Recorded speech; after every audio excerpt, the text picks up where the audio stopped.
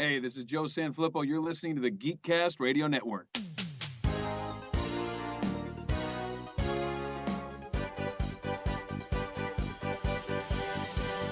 Thanks for tuning in to your remote control here on the Geekcast Radio Network. I'm your announcer, Optimus Solo, and on today's episode, join TFG1 Mike and the rest of the RC crew as they talk TV in the modern era.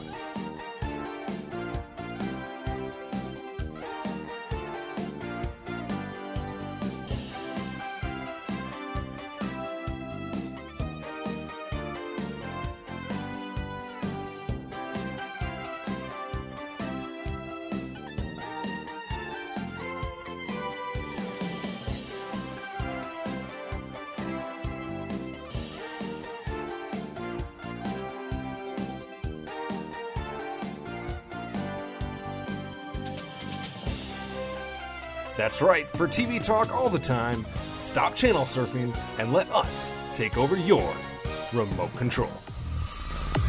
People tend to do desperate things when they learn about their other versions. Yes, JK, that's right. Or should I say Howard, desperate things with other versions. Hello everyone, this is TFG1 Mike from the Geekcast Radio Network and here on Remote Control. If you noticed, we recorded this episode back in April of 2018, and it's not coming out until June. Sorry about that. But please listen to myself and DJ Valentine from Simplistic Reviews talking about STARZ' new series Counterpart, the 9th and 10th episodes of Season 1. These are the two-parter Season 1 finale for that show, and we cannot wait until Season 2 happens, whenever that may be. Hi, Howard. Hello and welcome to Remote Control. Thank you to our new announcer, Optimus Solo. He is our new announcer here on the podcast. I am, of course, TFG and Mike. Joining me once again this week is DJ Valentine from Simplistic Reviews. Hello, sir. Guten Tag from other Germany. Hello. Hey, how you doing? We're just going to close the door on you. We're just going to block your side off. I'm on other Germany. Hello, we're friends. Yeah, we're just going to leave you in the middle and wait for you to die. Let me cross border. It's good. We do not claim that body. Claim me. Claim me. It's good to claim. Claim me. Is no claiming. Oh, God, folks. So, it's been a while. Obviously, you heard us do, you heard DJ, myself, and Gen Fusion do the Broadcast Networks episode a couple weeks ago or whenever it was. But it has been a while since DJ and I talked episodes 7 and 8 of STARZ' series Counterpart. We're here to talk about No Man's Land Part 1 and 2. This is episode 9 and 10 of Season 1 of Counterpart. It is supposedly getting a second season. Supposedly filming has started already. If not, it's starting soon. Yeah, Counterpart. Holy crap. Counterpart holy crap. Exactly. Somewhere along the line, Counterpart for me stopped being the Howard Silk show. Yeah. And turned into the Peter Quayle show. Yeah. The stuff with his wife and his father-in-law, Richard Schiff, and his motivations got so interesting to me. I'd be like watching it and I'm like, oh yeah, isn't this supposed to be Oscar winner J.K. Simmons supposed to like in control of this show? He hasn't been on camera for like 25 minutes. I know. Like last time when we talked about Love the Lies, episode 8, where we had the face off in the interface room with the two of them, I was like, oh cool, awesome, great. And I expected more and more of that. Like this is sad. I actually expected both Howards to go out guns blazing. Well, the one of them had a bloodlust, and it's the one you didn't think. Yep. Exactly. But yeah, we're going to start with part 1 here. Howard Prime is still eluding capture from Aldridge. Quayle is trying to murder him. Quayle is dumb. Yeah, Quayle is like, I don't understand. It seems like he keeps making all the wrong decisions, but it keeps working out for him. I don't understand. Mm-hmm. Like anybody else would do the things Quayle would do and be dead already. Be like dead. Every mistake he's made, he's like is he trusting his wife? And then he's picking his wife over the place he's working for. This should get him killed, but it doesn't. It seems to work out for him. I don't understand. He's pulling guns on Howard. It's just like, what? You should be dead. Yeah, you should be dead. Making it out of here alive, but he does. I don't understand it. Yeah, I don't understand it either. But yeah, I mean, props to I can't remember his name, the actor who's been playing him, because from the beginning of this show, looking back at the first episode, I never thought this character would be as big of a deal as he is now. Yeah, I thought he was going to be a throwaway, and he's not. He's kind of like turning into. I mean, I guess it's a testament to the show that any one of these characters can kind of take the steering wheel for a while, and you're interested still. Baldwin can take the steering wheel. Howard's wife can take the steering wheel. Quayle can take the steering wheel. I'm still invested. Claire can take the steering wheel. I'm still invested in the show. Mm-hmm.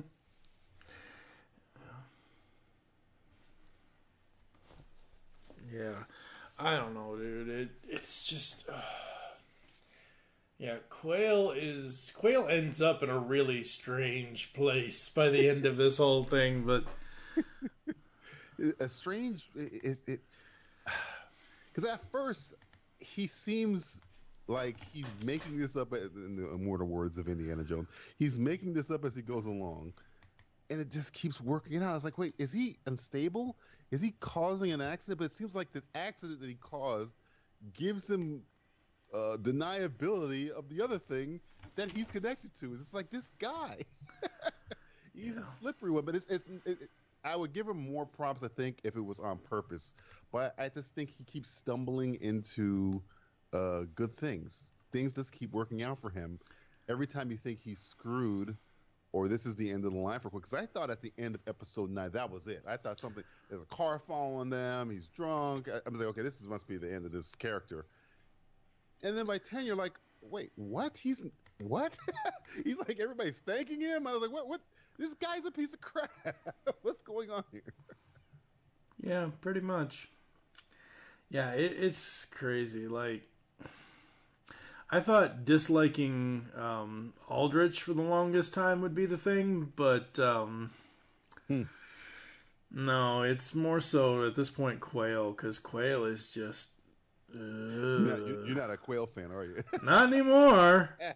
Like, this guy just won't go away. Like, he's the bad penny. He's the bad penny. Yeah. And Aldrich...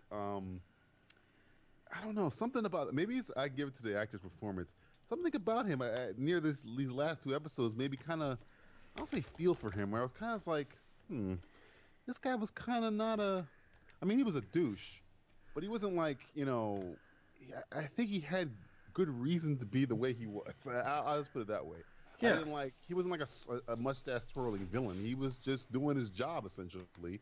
Though that job may lead sometimes to people getting murked, but he kind of turns into a pawn near the end, and I was kind of like, I don't say I felt bad for him. I was just kind of like, oh well, okay, there you go.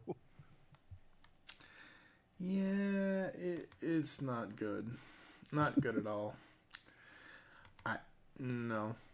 Like everything with this show is like, what's going to happen? What's going to happen? What's going to happen?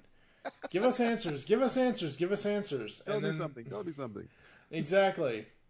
Why won't you tell me something? It's like they're fire marshal billing this place all the way to, in living color hell. How old? 10.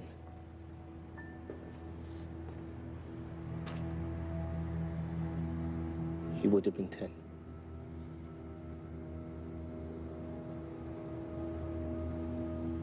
Alexander Pope bribed you with safe passage, is that what went on?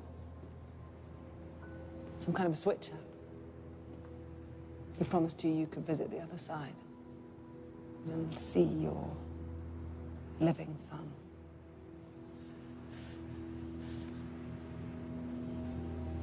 I can't protect you, Casper, if you don't tell me who they are. Protect me? Don't you understand what they do to anyone who gets in their way? The other you, she tried, you know. Reached out to one of ours months ago. A warning that people were coming over. I took it to Pope. You know what he did? Had her run down. Car accident. That's how far his reach goes. That accident? That was Pope? That's why she's in the hospital, Pope? And you? You trade human lives for some false hope of a second chance? That is not your world over there. That little boy over there is not yours. Do you understand? Howard, stop. On the Simplistic Reviews podcast, we talk movies. We talk TV. We talk... Hello, Julie, what the heck are you doing? Trying to make our spots sound more exciting by adding explosions. Yeah, I'm pretty sure you could have got the point across with sound effects, not the real thing. Download this show on iTunes or at simplisticreviews.blogspot.com. I'm sure your insurance company will cover that. No, they won't. No, they probably won't.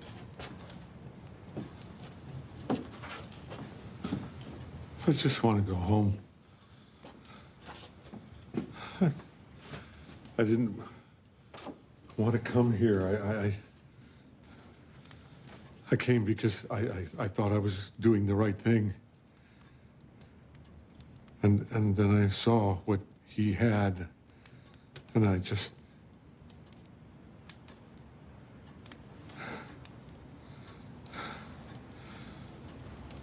I am not him. I know, Howard.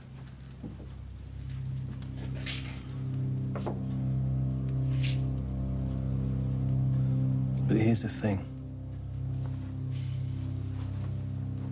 From where I stand, you two are completely alike.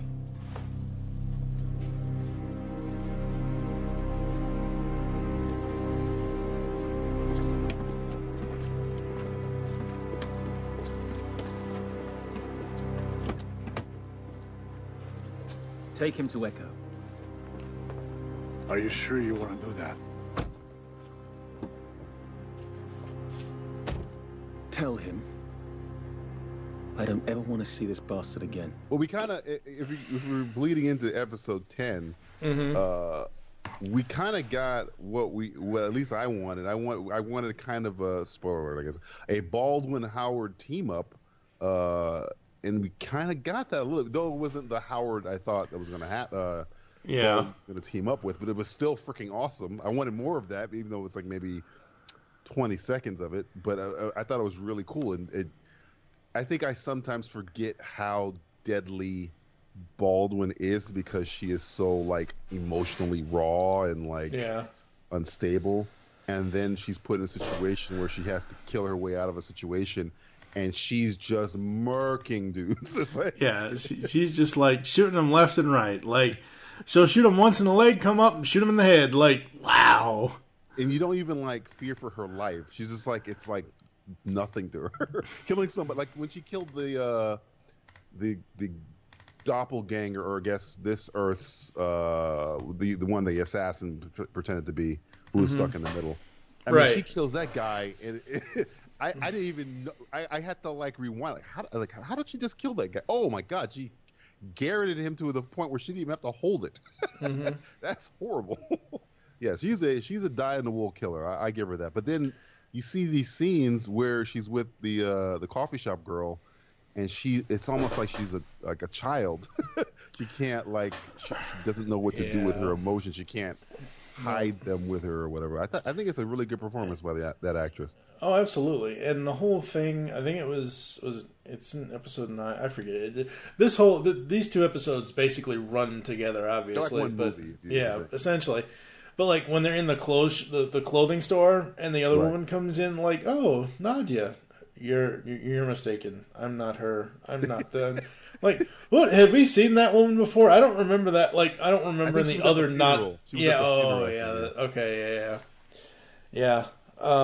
But damn, this show. Like, we got the Howard Prime and Baldwin team up, which was cool as hell, but we still have no answers of who's really in charge of all, because Pope's dead. Yeah. Good Howard killed Pope. I'm like... I want to say it came out of nowhere, but I kind of saw it like he was gonna like kind of snap on him. I thought he was just gonna like beat the shit out of him. Sorry, but when he killed him, I'm like, oh man, what does this leave Good Howard? Yeah, really. There's got to be a repercussion to this. Pope is pretty well connected. I thought Howard was screwed that way.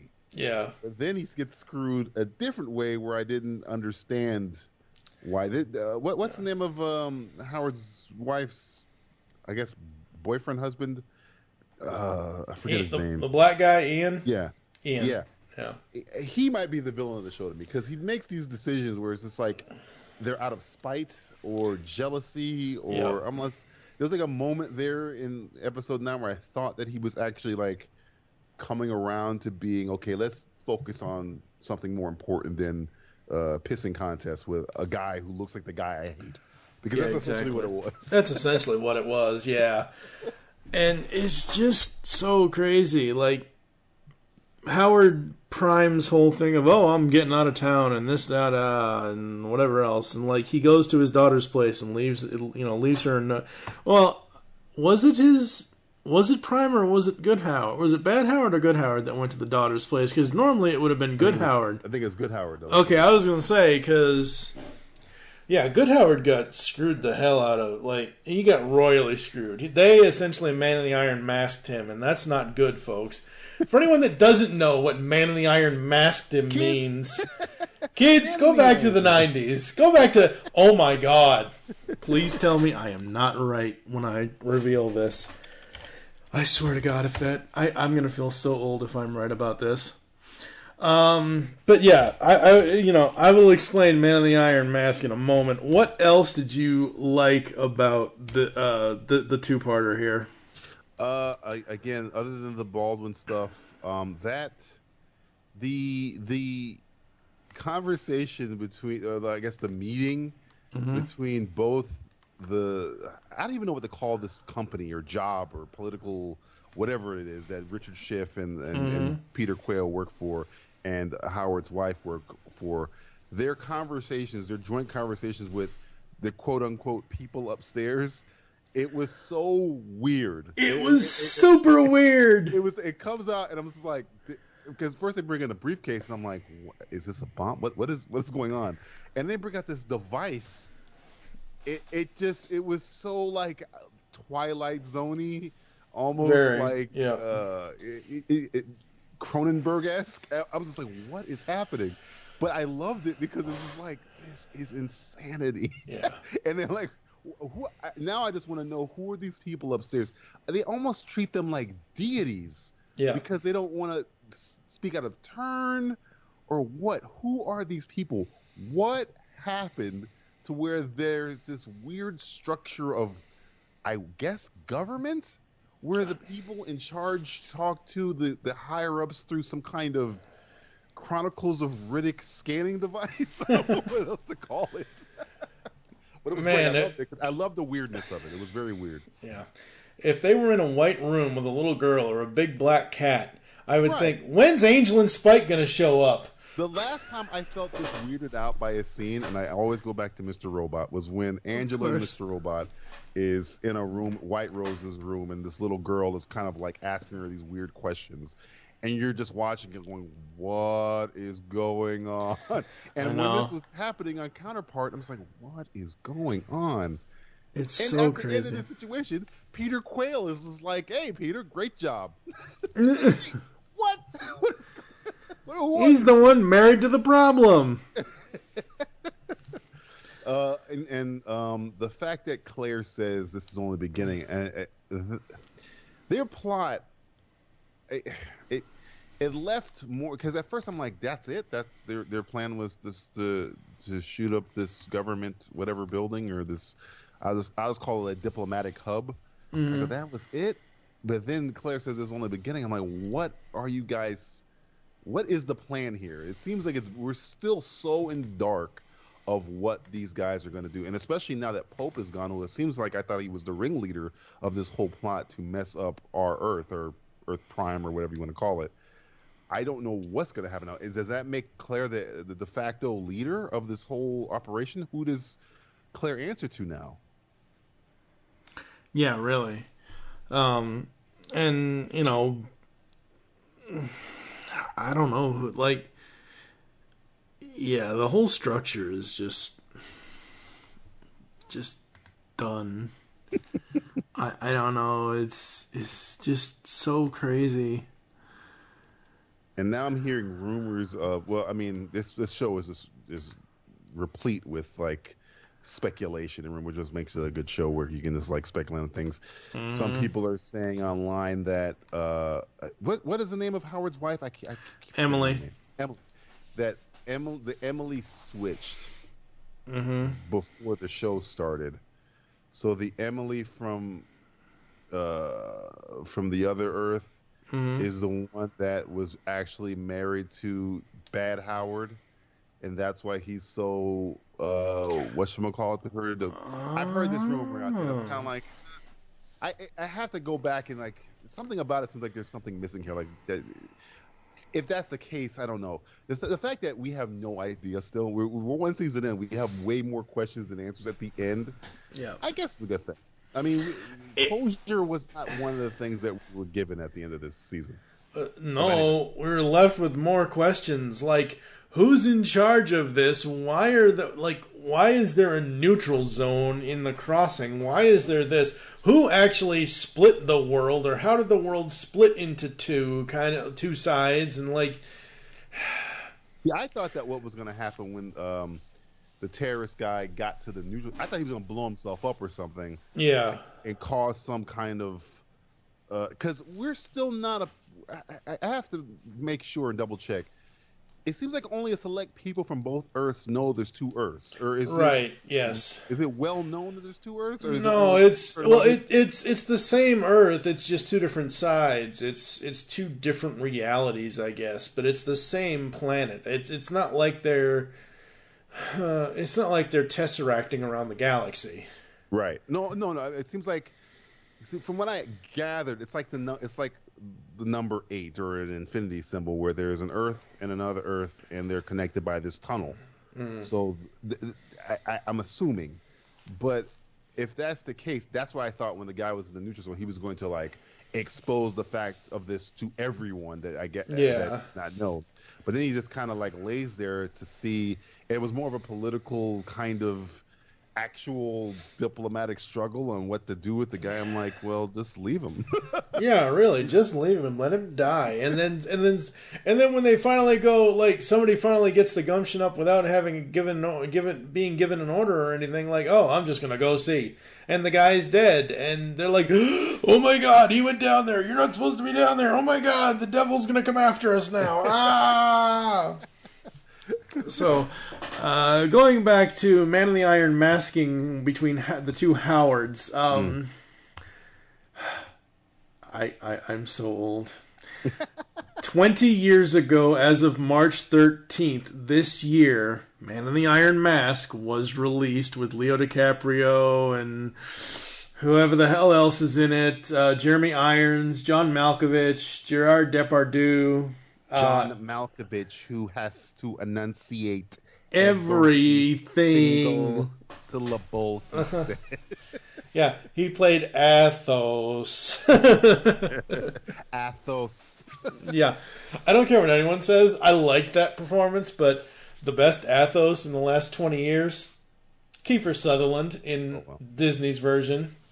Disney's Three Musketeers. Gotta have the Disney guy. Disney's The Three Musketeers.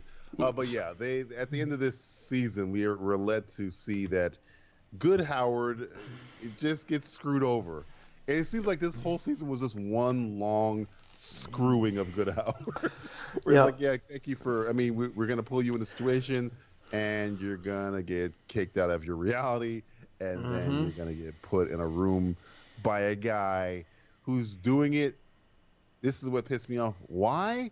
Because he looks like the guy he doesn't like, and he knows he's not the same guy. I'm like, if he didn't know, I could get it. Yeah, but he knows. Why are you punishing this? What did this guy do to you? He didn't do anything. He didn't. I guess he's doing it out of jealousy because Emily has feelings for him. Yeah. But I mean, just send him back to the other freaking reality if you have a problem with it. I didn't get that part. But then you'd have two Howards in the same reality because Howard Prime... his reality. He'd be like, ain't my reality, screw him. Well, yeah, but like Howard Prime pretty much, like you're the one that said this. Oh, what happens if one of them goes to the other's reality and likes it and wants to stay? Howard Prime wanted to stay and he ended up... like, Howard Prime ends as a free man going to see his quote-unquote wife and giving flowers to the nurses this time around like he didn't last time or the first time he was there and this, that, and the other, like, and reading to her, and then, holy shit, she woke up. It's like... So essentially, the good Howard has become a murderer, and bad Howard has become a doting husband. Yeah. There we go. Dude, I have no idea. Honestly, I have no clue whatsoever anymore. Wait, let me ask you a question. Is there a Pope on good Howard's side? That's a good question. I assume so, but I don't know. And I don't know if he would be the same type of Alexander Pope that was on the other side. Is there a Peter Quayle on the other side? Oh, no! I'm trying to think of people we have not seen duplicates of. We haven't seen Emily's boyfriend jerk guy on this side. Who haven't we not seen duplicates of? We've seen duplicates of Baldwin. We've seen duplicates of Howard. Yeah, we've seen duplicates of a lot of the terrorists. Claire, we're just missing a couple. I think that's where the second season's going to go because who are these people? Maybe these are the end games because essentially, if Peter Quayle is now the man in charge, apparently, well, maybe they won't even need to do a duplicate because Claire has him wrapped around her finger for some freaking reason. So they wouldn't need. I was like, well, maybe they'll just eliminate the Peter from good Howard's side and replace him with the Peter from their side. But they don't even need to do that because for some reason he's helping Claire out. Yeah. I don't know. Other than the fact that I guess because she's the mother of his child, but I mean that's a weak story reason. It might be a irrational, realistic reason. This is a weak story reason for me. Yeah, it's just crazy. It's so many things. Too many questions. Too many questions. Riddler at the end of Batman Forever. Oh God, no! Melted, and you're just like, so many questions. So many questions. Stop. It's just so bad.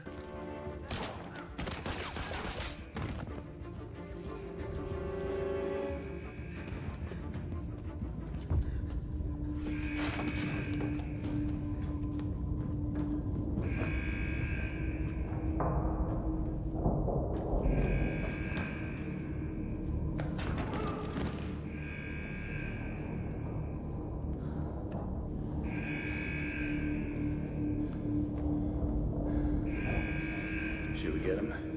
No, we can't touch him now. He's on the border. DeCian, the superhero webcomic. DeCian's got superhero antics and sexy girls. For action, drama, mayhem, and more, read it now at DeCian.com. DASIEN.com. And for the new DeCian podcast, go to patreon.com/DeCian.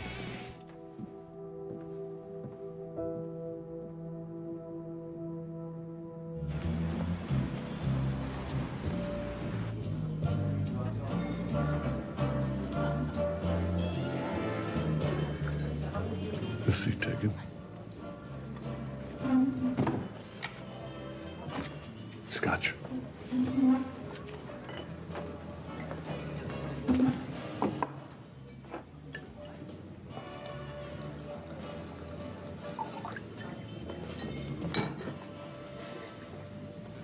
What the hell happened to you?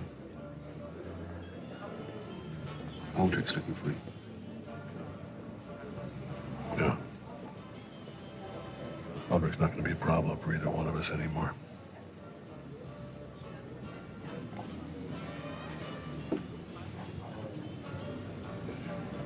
We need to come to an understanding. Believe me, I would get the hell out of here if I could, but circumstances, it seems, compel me to stay. I assume this mole hunt will continue, escalate. Yeah. And put me in charge of it. Really? Yeah. All right, listen.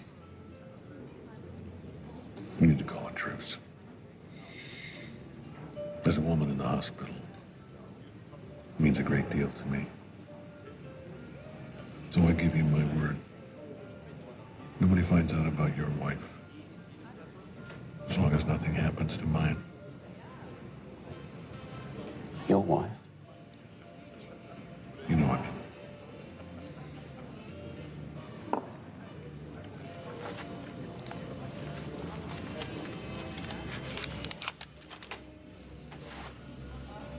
See you at the office, I guess.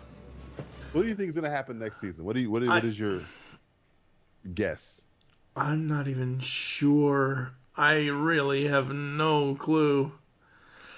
Because Emily's going to be asking where the hell Good Howard is, I'm assuming. Yeah, she's going to... Well, just like Emily Prime knew that Howard Alpha wasn't her Howard, like, knew that he wasn't the jackass that she married, like, Emily Alpha is going to know that Howard Prime... I mean, she already knows. Well, she already does know, but, like... Yeah. She's going to wonder about, where's my real husband? Where's the other you? Where's this? Where's that? Like, as long as we get, like, at least 10 minutes per episode of all double JK, I don't care. Like, getting bad Howard to break good Howard out of the room or whatever. Oh, God. Well, they kind of left on terms of, I don't need to ever see you again. And after that interaction in the Bad Howard is not going to be. It seemed like, at least that's how it felt like to me. Where Bad Howard was like, "All right, you want to be on my side? You're on your own. I ain't gonna help you. Whatever. I don't care." Because apparently I'm in love with your wife and you're in love with my wife, unless they were actually switched and they were still in love with each other's wife. It seems like the wife that he has, that Bad Howard has on Good Howard's side, isn't the drug addict Howard. It's a drug addict Emily. It's the one that he can kind of like reconcile with. And the Emily on the Bad Howard side is the one with the Good Howard can reconcile with. So it's a weird thing going on here with them and their wives. It's weird. Yeah, it really, really is. It's crazy, but this show just... Wow. Like... I don't even know. Where's Baldwin going with all that money? Yeah, exactly. Like, she gonna go back to her side? Was she trying to go back to her side? I couldn't remember if she was. I know she wanted to get paid, but I couldn't remember if she wanted to. It seemed like she wants to stay on this side, but it's kind of bad for her because she's dead on this on the our Earth side. So, like with all that money, she can fix her face and change her look, I guess. I don't know. I'm like stumped, honestly. Like, no clue how that's gonna work out. Overall, I love the final 2 episodes. Wasn't exactly where I thought it was gonna lead. I don't know where I thought it was gonna lead, but I thought it was gonna be like you said. Like, have this guy blow up a bomb and basically have it be a San Andreas fault of... Something bigger than what it was. Exactly. Like, that's... Like, when they started shooting up the place, trying to get downstairs, I'm like, oh, yay, finally, some action. Like, the last time I saw this is when Bad Howard went into a car and blew people up, shot, silent bullets into people's heads. Like... Shouldn't they be trying to go upstairs and find out who the hell... Yeah, really. Like, why are you trying to get to the other side of the reality? Like, no, just try to go to the 5th floor, or the 7th floor, or whatever floor you're supposed to be going. Like, I know the 4th floor is where they were, or that's what they said, but like, fresh hell, people. I guess, I mean, the fact that they caused this kind of international incident is what the purpose of their attack was. Yeah. But it's like the game that they keep referencing in every opening episode. It's a long game. It's a long it's a long play. It's not the quick, because on the surface it's like, I was watching, I'm like, this can't be their plan. This whole thing where they're filing duplicates and they're sitting in the thing just to get guns to go in the thing. Guys, you could have just filled a car with bombs and drove it into the building. If this is all you're planning, so there must have been something else that they wanted to do. This whole situation of getting them to have the meeting with the higher ups, and Claire's statement of this is only the beginning. It's just kind of like, okay, then what the hell are you guys leading up to? Yeah, exactly. Because I have no clue what the hell they're leading up to. I mean, I'm glad that I don't have a clue what they're leading up to, but at the same time, it's like, I don't know. Like, come on, people. So how long do you think we got to wait till season 2? Probably a year? Well, this one started in, what, January? Yeah.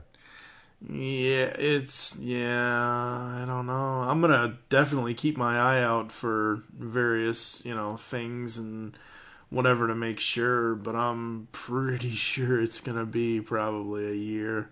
J.K. Simmons is not like the most non-busy person in the world. He does a movie a day. Well, gotta make that money, right? Did he survive? I can't remember in The Accountant if he survives, but if he does, I'm pretty sure they're going to be making a sequel to that. And then if this Justice League crap ever fixes itself, DC ever fixes itself, he's Commissioner Gordon. He's got a lot on his plate, that guy. So that might delay shooting for a while. But you're saying they're shooting now, so maybe they. That's what I've read. I've read that shooting has begun because they're expanding the cast for the second season. Expanding cast? It has like 40 people. I got Quayle, I got Emily, I got her boyfriend, I got Baldwin, I got Baldwin's lover, I got Baldwin's other lover, I got... Dude, slow down with this cast. Smaller. Shit's coming up my left here. I got this crazy person. I got Aldrich over there. The other, there's Hitman. It's so many people. So many people. Yes, so many people. Oh boy. Dude, I'm not even sure. I could not tell you. I want to be able to tell you, but I have no clue. But no, Counterpart was a great first season. Absolutely love it. Like we said in the beginning, the 10 episode arc thing worked. J.K. Simmons, obviously amazing, as always. It's still good. I mean, yeah. J.K. Simmons is, the king. J.K. Simmons, I mean... I was worried that it would just be him, and every time he leaves the screen, you'd be bored, but that never really happened. I mean, my favorite episode of the season is still the one with Claire in the school. So, and that's just her, really. And I don't think JK's in that episode, if I recall. So, yeah. Probably not. But my favorite scene of the season would probably have to be, him in the car. I mean, come on. Oh, that was that was an awesome scene. About dopeness. That's pretty dope. Yeah, because he's even got the earplugs and everything beforehand. It's like the car and everything leading to the car where he goes. Exactly. I want you to know I'm not armed. Just to show you, I'm about to kill all your boys, but just so you know, I'm not armed. Yep. It's absolutely just crazy good. And it's different. I mean, people always say, "Oh, everything is the same. Everything is rebooted." This is a different show, though it takes aspects of other things you might have seen. It's just everything you think you've seen. It kind of makes a little interesting twist on it. It's a different show than you're used to. You add a sci-fi element to a spy show. Good luck finding a bunch of those on TV. Not unless you want to talk to Sheldon Cooper about sci-fi not picking up alphas. Stop talking about frickin' Sheldon. You leave Sheldon alone. Man, don't leave me started on no Big Bang Theory. Oh boy, I know exactly what DJ and I are doing next. Oh please, you don't want me on that show. I will burn the show to the ground. I kind of do at this point now. Counterpart, the first season, we have a 0 to 5 rating scale with half points here at the GCRN.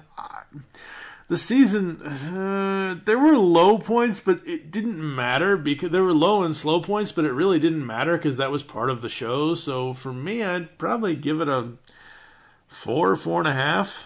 Yeah, I think I'm right with you. I think I'd say a 4. I mean, I think the way it ended was kind of, for us to be probably waiting a year, wasn't as satisfying. I mean, it's kind of a cliffhanger, but I mean, man, you need to answer at least a little bit more of these questions because I didn't leave with any bit of satisfaction, like 0. I'm just kind of like, what's next? What's next? I mean, certain shows will kind of leave you on a cliffhanger, but at least they'll close off a storyline.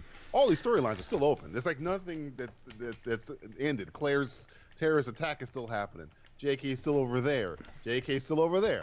Emily's still over there. Emily's still over there. It's like there's no sum up. I guess the only thing that really closed was Pope because his head is all over the floor. But that was about it. Yeah. Unless there's another Pope and it's wide open again. Yeah, really, right? I don't know. If anyone wants to check this series out, please do so. It is well worth the price of admission to get STARZ, and most cable packages sometimes will say, oh, you can get STARZ free for 3 months or whatever. It's very much worth it, folks. Binge it it. Really is. Yeah, binge it. Absolutely. So I think that's going to do it for us. I know this is kind of a quick episode with 2 episodes of the show, but there was just so much going on and so much that was frankly left on. Like, I have no answers to any questions. I don't even know what my questions would be, but whatever they are, they were not answered whatsoever. Where's Baldwin going? Yes, exactly. Pope? Where's J.K. Simmons? Where's the other J.K.? Nothing answered. Yep, nope. They left it all out there, folks. Left it all out there. And, yeah, no. So, that's going to do it for us here on Remote Control. I am still working on what's going to be going on for our summer content. I have planned the Summer of Superheroes. So, I don't know. It may go well, it may not go well, but, you know, power, courage, speed, heart, they have it all, and they're all right here. Yeah, that was from a CW video that I cannot find now. Fucking thing. Somebody please explain to me how a video I liked on YouTube is now a quote-unquote private video. Like, I get it, people can change the settings or whatever, but, like, I don't know, I don't even know what the damn video was. Like, anyway, makes no sense. No sense at all. Where can the people find you online, sir? SimplicityReviews.net. You can find me on Twitter at me personally at trying to be DJV. Our show's the Simplicity Reviews podcast Twitter handle is at Simple Tweeters, and search for Simplicity Reviews podcast on iTunes, Stitcher, TuneIn, Podbean, all that good stuff. Awesome. I'm at TFG and Mike on Twitter. Head on over to geekcastradio.com for this and all of our other content. You can follow at Geekcast Radio on Twitter. You can find Remote Control on Facebook. So we have a Facebook page now. Yay! Yay! Yay! Really, really bad Kermit impression. Yay! I can't where's Steven Seafood? Where's Phillips at? Get him over here. Yeah, exactly. Between Steve and my buddy Neil. Oh my God, the two of them to get like, it's like dueling Kermits. Kermit off. Kermit off. Piggy won't know which one is the real one. So, we're gonna catch you next time here, folks, on Remote Control.